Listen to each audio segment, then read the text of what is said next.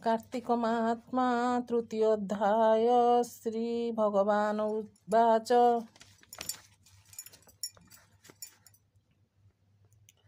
शुण सकल मुनि जने सत्या जे श्रीकृष्ण वचने आपणा पूर्व कर्म शुणी आनंदे मने मने गुणी पति चरण तले पड़ी कहइबेनि कर जोड़ी भोनाथ कर अनुग्रह कार्तिक व्रत कथा कह पूर्वे प्रकाश हेला काहू तुम्बर एडे प्रिय तहु एणु शुणिबि श्रद्धा मोर भो प्रभु अनुग्रह कर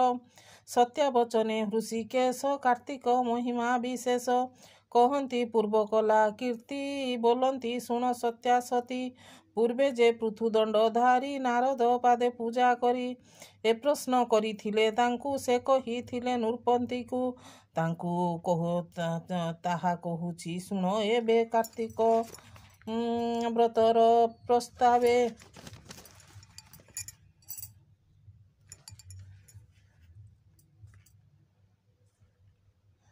कल्पांतरे कृत जुगे धरणी कर्म भोगा भोगे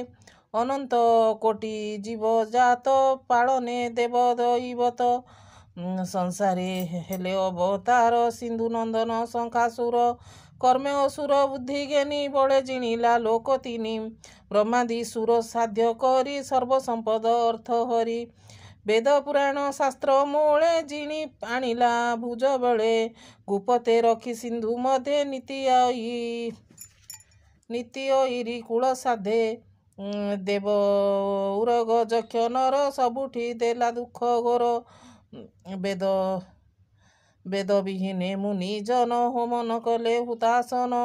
हबि न पाई सुर लोके बंचती दुख तीरके संसार न पालती भले शस्य विहने जंतु मले ता देखी देव परमष्ठी मेष्ठी वेद विहुने मने कष्टी सकल सुर मुनि तुले वैकुंठ भुवन को गले विष्णुर जोग निद्रा काले समस्ते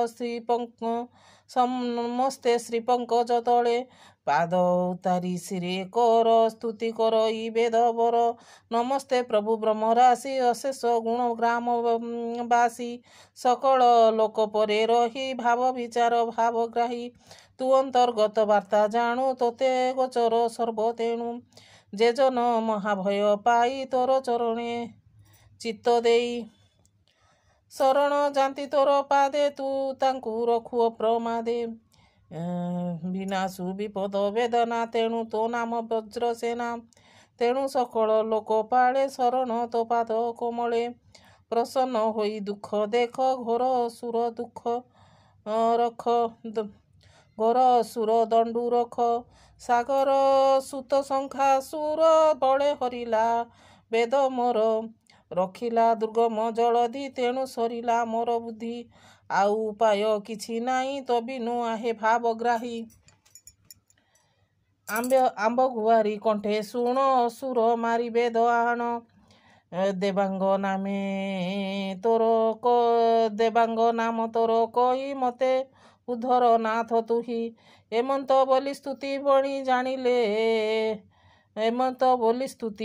भणी जानिले प्रभु चक्र पाणी